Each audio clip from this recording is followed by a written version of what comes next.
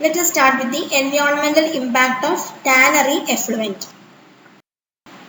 So tanning is nothing but that's a process of converting the skin of animals into leather, into a non-rotting, soft and durable textile that is called leather. So in order to convert the skin animal into a leather, there are different types of tanning, are the vegetable tanning and chrome tanning. During this tanning process, we are using different types of chemicals.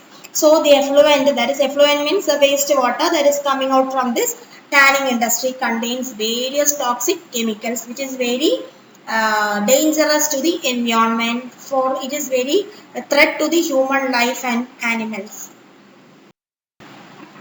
So this tannery waste produces high amount of solid waste. It contains various chemicals. So normally we are using aerobic treatment for this tannery effluent. Aerobic treatment means the treatment that involves the large supply of the oxygen. And the resulting sludge that is from this industry has to be disposed of at high cost, because large quantity of sludge is also produced within the tannery industry. Sludge means that is the waste solid substance that is sitting at the bottom of the tank. And the treated water, that is the treated water, that is the effluent. Normally what happens is that the industry is disposed into the rivers, streams, etc. So when we test that effluent, normally the levels of the sulfates and chlorides will be very high. And here in this table you can see the leather process and the chemicals used. There are different types of leather processing are there. First is curing and preservation, then soaking, liming and unhairing, deliming, degreasing, pre-tanning, then tanning, retanning, fat liquoring, finishing. For each and every process you can see different types of chemicals are used. So these chemicals, if it is present even in traces in the effluent, that is very dangerous to the environment. Especially the cadmium compounds, chromium compounds, it is very dangerous. For finishing, we are using cadmium, lead, chrome pigment, nitrocellulose and nickel emulsions, waterproofing agents, etc. In which that lead, chrome pigment and the cadmium are very dangerous as a threat to the aquatic and also the it is a threat to the terrestrial animals too. And the various characteristics means the effluent contains high organic load of BOD and COD. So BOD is nothing but as the biological oxygen demand, and COD it is chemical oxygen demand. So chemical oxygen demand means it is a measure of the amount of oxygen that can be consumed by reactions in a measured solution. That is the chemical oxygen demand. And biological oxygen demand means nothing but that is the amount of oxygen required for the biological decomposition of organic matter. So if BOD is one means that effluent contains organic matter. So COD, it is chemical oxygen demand.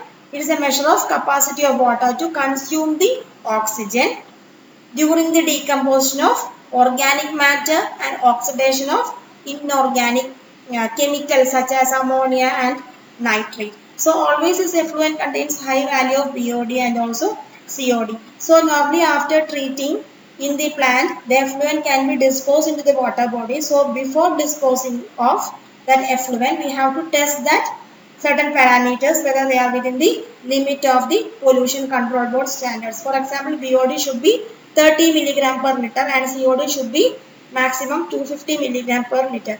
But most of the industries, they are not following this limit. They are just treating and just disposing into the water bodies, and they are not even checking whether these parameters are within the limit of the Central Pollution Control Board standards. And this effluent contains high solid substance, contains toxic substances like ammonia, chrome, sulfate, etc. So the environmental impact of tannery effluent. So if you look the color will not be colorless. The quality of the water bodies will get changed due to the tannery effluent. It contains biodegradable waste. So what happens is that the oxygen that is present in the water, that is dissolved oxygen, will be less. So it affects the aquatic organisms. So if the oxygen content is less, then there the aerobic decomposition will not take place. So it results in an anaerobic decomposition in the presence of anaerobic bacteria. So when that anaerobic decomposition takes place, it releases various toxic gases, which is very dangerous to the aquatic organisms to sustain their life.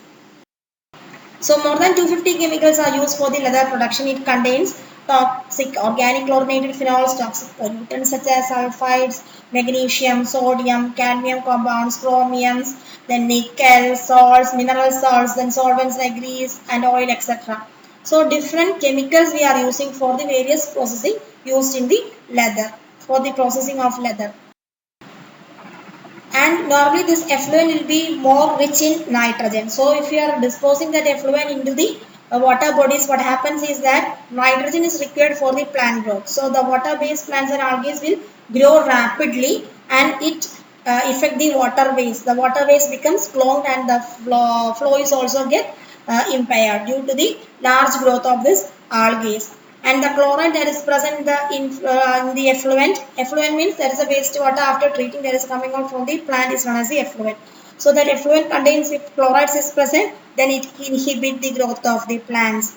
Not only plants, it affects the bacteria, the fishes in the surface waters, etc. And it even break down the cell structure of these organisms.